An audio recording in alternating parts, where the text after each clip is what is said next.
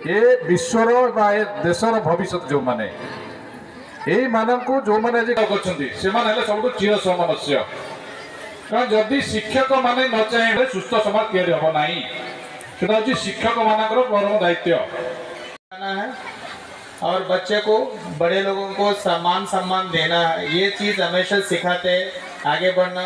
और घर में हम लोग एक दो बच्चे को नहीं संभाल पाते हैं, टीचर्स तो समस्त को अशेष अशेष धन्यवाद दी और वक्तव्य शेष होची। जय हिंद, जय जगन्नाथ, जय मां शारदा।